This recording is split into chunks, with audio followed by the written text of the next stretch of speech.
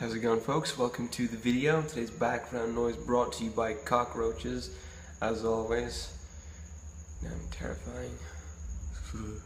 Today I'm going to make the first video out of 4 videos about my experiences in college. I'm going to do them in chronological order from year 1 to year 4, naturally.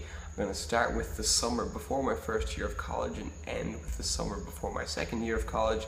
And I'll always finish the videos with the summer before the next year to come. I just feel like this is the best, most logical way to order it, and I really want to talk a lot about my experience year to year to year, but do it in kind of a rapid fire sort of stream of consciousness fashion, because I feel like a lot happened to me and I want to preserve this kind of guide or rather list of what happened as like a reference for me to look back on one day, because I do think about it quite frequently, because it wasn't all that long ago and it did have a big impact on me in general, so let's get into it. So my first year of college started in, I think, August of 2011 when I got my Leaving Cert results. To my dismay, I found I was 5 points short of the college course that I really wanted, but I got accepted by this other college and I took the offer immediately, and about a month later I was moving away from home for probably the first time in my life. Right away, my dad made the decision for me to have me move to my grandmother's house, which is in a town near college, and that was both good and bad in a lot of ways. It was good in the sense that I really love my granny. She's a really cool person and I don't spend enough time with her really, and also her home always felt like home to me, which is really nice. It was a real unjarring transition from home life to college life. That was really easy on me, I feel, but at the same time it was also kind of hampering, because I didn't have to leave my comfort zone when I was moving away from home, because I was essentially moving to another home, and it was really easy for me. As my grandmother takes in students who come from all over the world to study English in Ireland, I wasn't the only student in the house. In fact, there were quite a few people who would come and go during my time there. I spent roughly the first semester of college, the first 3 months, living at the house. And when I say living at the house, I mean I was given a bed in an annex next to the house. It's essentially a large garden shed with a sheet metal roof, which used to bang like something out of a horror movie when it was windy, and it was always windy, so yeah, I basically never slept when I was there, but whatever.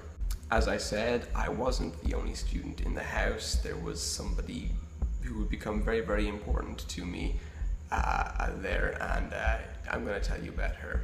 So as I said, my grandmother took in exchange students who would come from all over the world to study English, and one of those was a 25-year-old Mexican lady named Mariana. I fell in love with her pretty much immediately. You've seen the thumbnail, that's what I looked like. Aged 18, rocking the long hair, on the tail end of my heavy metal phase, you know, puberty mustache and everything.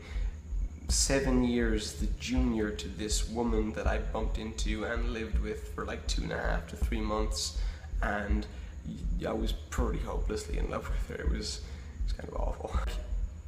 I'm not going to show any pictures of her in this video, obviously don't have any right to do that, but like, she was basically perfect looking, you know, like amazing dark skin, big old brown eyes, smile that would light up the room, you know, and like I could make her laugh. We got along really well, and I had the biggest thing for her ever. Like I was properly in love with her, and I don't think I'd ever been really in love with somebody before, so when she left, it was kind of devastating.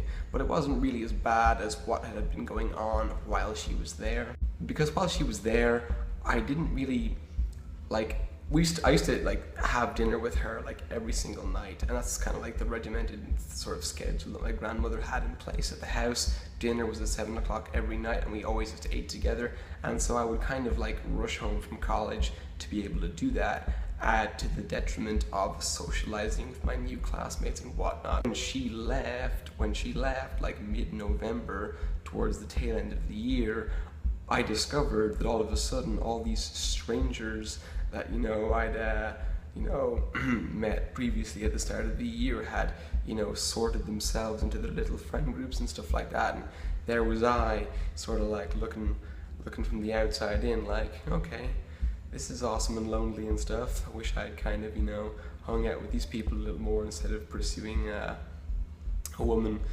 7 years older than me and much, much too good for me in basically every single way. But there you go, I was young and I made mistakes. That's what you do when you're young. It was definitely an interesting situation to have been in. Fortunately, college was saved by my best friend Neil. He was always there to reach out to me and send a message, even though he could be a little coarse from time to time. I think he knows that, but he's still just an awesome dude, and we're still friends to this day. And really, he's the only part of college that I'm kind of still delighted to have around, because I got very tired of college towards the end. You'll learn about that as we get through the rest of the videos. But yeah, I'm still so very glad that I have him. But yeah, I'm quite glad to be done with college in general. So that was essentially my first semester. I mean, I literally spent most of the time hanging out with this girl that I was super in love with, that I would never get to be with, but you know, hope springs eternal and whatnot. So I guess there's all of that. Sort of tapered into the second semester, where I guess I started developing some kind of anxiety problems and stuff like that when I was in my second semester. I moved away from my grandmother's house, and towards the tail end of the year I'd been experiencing some kind of like irritable bowel syndrome type symptoms.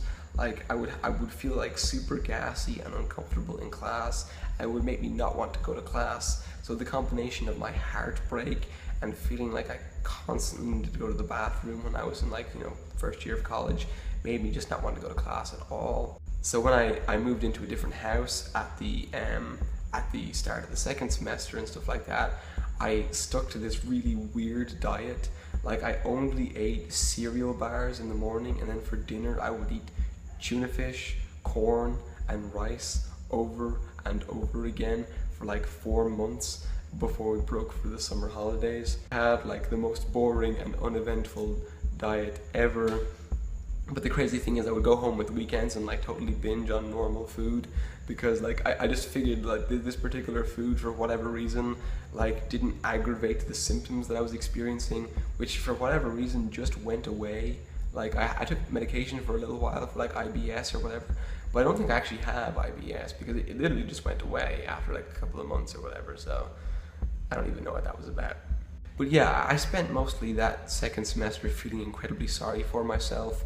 I really only had Neil to talk to, and maybe a couple of other people here and there, but by and large I just sort of like hung out by myself, feeling very weepy and distraught and heartbroken and stuff like that, because I'd really forgotten to engage with the whole college experience and stuff like that while being desperately in love with this person. And I just like I was kicking myself about it afterwards, and I still kind of like, you know, roll my eyes back when I think about it today, because I did make some obvious mistakes there. I should have really kind of just woken up and realized that, hey, you know, what's right in front of you, college and your friends in college, is so much more important than chasing somebody who is going to be in the country for like 2.5 months, is on a totally different wavelength to you, is completely out of your league, and you know, you should really just stop trying to get with her and you know, grow up in your own time, I think.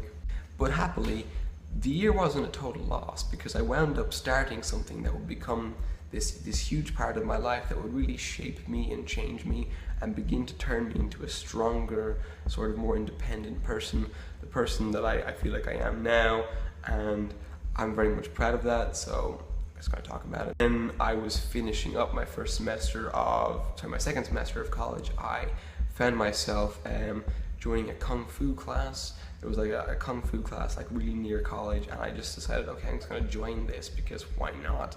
I really like Jackie Chan and Kung Fu Panda, and I thought, I can do martial arts. That sounds like fun. So I did it for like a month in the town where I went to college, and it was super awesome. I had a really good time. Everybody was really cool there, and you know, while it satisfied a certain like itch I had to scratch in that I was doing actual martial arts, I kind of wanted to start like doing something a bit more intensive, where there was actual like fighting involved, or like actual intensive weight training involved. So when I went back home to Wexford, where I'm from in Ireland, I immediately looked up kung fu clubs, and I couldn't find any. There weren't any. But what there was a mixed martial arts gym run by a Polish dude named Peter, who's an awesome guy, and I just started going without really stopping to think that it was so very far from the kind of thing that I ever did. Like, I was always petrified of contact sports. I've always been kind of short and skinny and scrawny and weak. You know, I could never do as many as like 10 push-ups or whatever, but I still threw myself into it anyway. And all of a sudden, I found myself going to the gym 10 times a week, doing like weightlifting when I wasn't doing martial arts, learning jiu-jitsu and boxing, getting punched in the face and punching people in their faces, and like really like immersing myself in intense martial arts. And like it really changed me and shaped me and stuff like that, and it gave me a whole new perspective. Previously, at that point in my life, I always felt like I was just stuck with what I had. I felt like, oh, I was weak, I was quite submissive, I wasn't very independent, and I was going to remain that way. But MMA taught me that, you know, much like, you know, rough, you know, untempered iron is before going into the forge, heat and pressure and, you know, training can mold you into something much, much different and much better than you were originally. And I just fell in love with that process. College made me a thinker, but MMA, training and weightlifting and whatnot made me, like, it made me strong, not just physically, but like mentally. I realized that if I just wanted to do something, I just had to throw myself at it and attack it until I was done. And I had grown from the experience. While I suppose it wasn't directly, you know, related to college or whatever, I did get like a massive wake-up call from it, because it was like, it was so real. Whereas I'd kind of been in like La La Land and fantasy and whatnot for the entirety of the year, because for the first half of the year I was thinking, oh my god, wouldn't it be great if this woman who is so much older than me and so much more amazing than me could notice me and could go out with me and be my girlfriend or something like that. Then the second half I spent, you know, like wistfully thinking what might have been, you know, if maybe I'd been a little more, you know, outward about my feelings for her, to her, and whatnot. And like all of a sudden, really throwing myself into martial arts and stuff like that was this wake-up call that I really needed, and it was so amazing to just like really confront that. And that tapered into second year, which was a whole different kettle of fish, and we're going to get into that in the next video. Guys, that's the video. I hope you had a reasonably good time, thought some thoughts. If you want to comment, do so down below. If you want to share some aspects of your own college experience, please do so down below. If you want to find me on Tumblr, Twitter, or Instagram, you can do so at Duketastic. But otherwise, just take care.